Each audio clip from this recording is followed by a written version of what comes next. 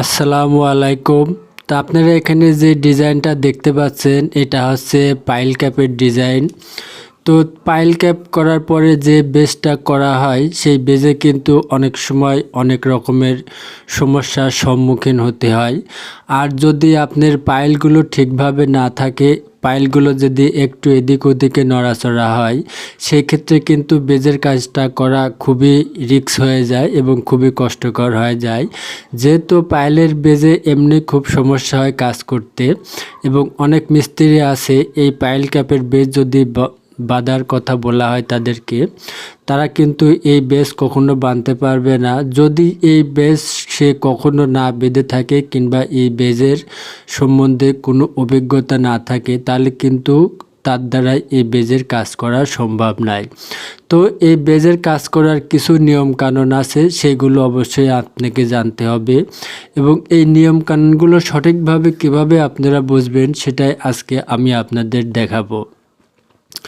তো এখানে দেখুন যে 3টা পাইল করা আছে। এখানে এই বেজটাতে মোট 3টা পাইল আছে, 1টা 2টা 3টা, এবং মাঝখানে যেটা দেখতে পাচ্ছেন এটাই হচ্ছে আপনার বিল্ডিংয়ের কলম। তো এই কলমটা সঠিক স্থানে রাখতে হলে পারে কিছু নিয়মকানুন আপনাকে অবশ্যই মানতে হবে। এবং এই যে পাইল কাপ দেখতে পাচ্ছেন এবং যে বেজটা দেখতে পাচ্ছেন, এখান থেকে কত দূর এই অপশনটা আছে, এই অপশনটা আপনাকে অবশ্যই রাখতে হবে। এইটা কোনো মতেই কম করা যাবে না। এটা পারলে আপনারা 2-1 ইঞ্চি বাড়তি করতে পারবেন, কিন্তু এই জায়গাটা কোনোভাবেই কম রাখা যাবে না। কম রাখলে আপনার এই বেজের ক্ষেত্রে কিন্তু সমস্যা। আর এই পাইল ক্যাপটা যেটা দেখতে পাচ্ছেন, এটা কিন্তু এই বাড়তিটা কিন্তু এই পাইল ক্যাপের যে বেজের যে মূল যে একটা ওয়েট আছে, সেটা কিন্তু এই বাড়তিটাই এই পাইল ক্যাপের উপরে রাখতে সাহায্য করবে। তো সেই ক্ষেত্রে কিন্তু আপনাদের অবশ্যই এই বাড়তি যে অপশনটা দেখতে পাচ্ছেন এখানে, এখন 1 ফিট হোক কিংবা 10 ইঞ্চ হোক, যেটাই হোক, এই অপশনটা আপনাকে ফুল ফিল আপ রাখতে হবে। এবং চতুর সাইডে যেমন এখানে আপনারা ডিজাইনে দেখতে পাচ্ছেন, এই ফুল ফিল আপ জায়গাটা কিন্তু বেজের চতুর্পাশেই আছে। তো সেই ক্ষেত্রে কিন্তু আপনারা যখন এই পাইল ক্যাপের বেজের কাজ করবেন, তখন কিন্তু আপনাদের অবশ্যই এই অপশনগুলো রাখতে হবে। তো এই অপশনগুলো রাখতে হলে পারে কী কাজগুলো করতে হবে সেটাই আজ আমি আপনাদের এই ভিডিওতে ক্লিয়ার করে দেখাবো। তো যেমন এখানে যে অপশনগুলো দেখতে পাচ্ছেন, এই যে সেন্টার লাইনগুলো এখানে টাঙানো আছে, ঠিক এই বেজটা যখন আপনারা শাটার করবেন তখনও কিন্তু আপনাদের এই সেন্টার লাইনগুলো টানতে হবে। যেমন আপনার এই সেন্টার লাইন, এটা হচ্ছে আপনার কলমের গ্রেড লাইন, এটা হচ্ছে আপনার কলমের গ্রেড লাইন।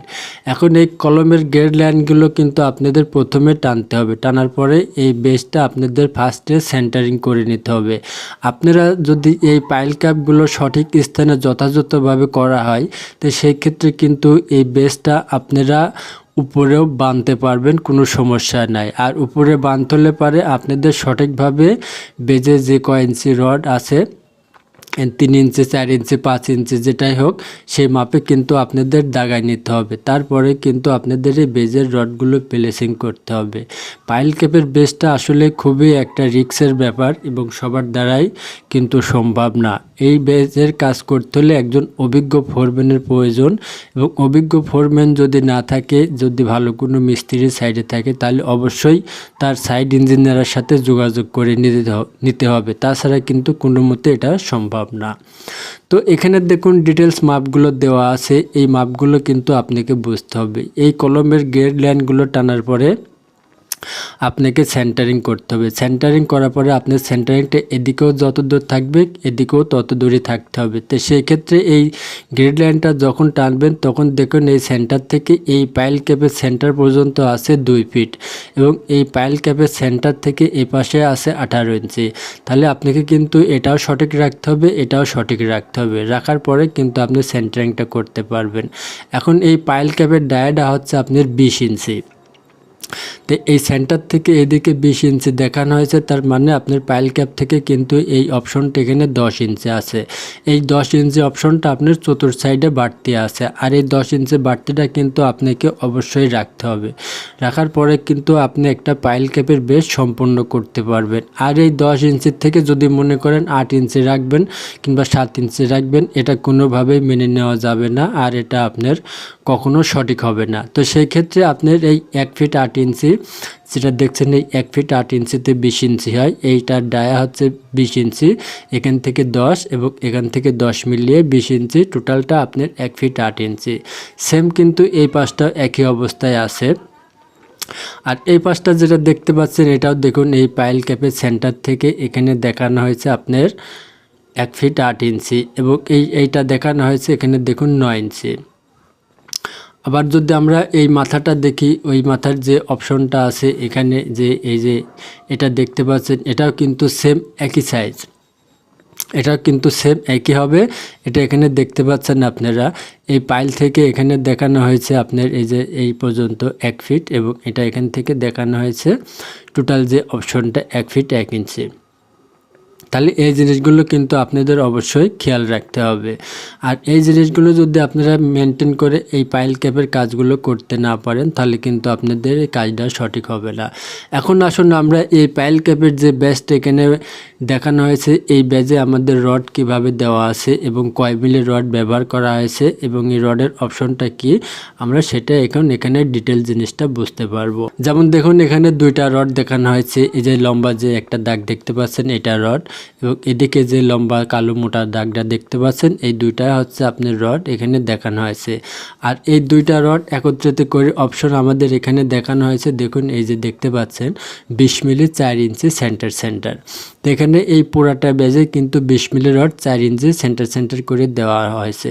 এখন মূল প্রশ্ন হচ্ছে যে এই ব্যাজের রড আমাদের কোনটা মেন রড হবে এবং কোনটা বাইন্ডার, অর্থাৎ কোন রডটা আগে নিচে যাবে এবং উপরে কোন রডটা যাবে।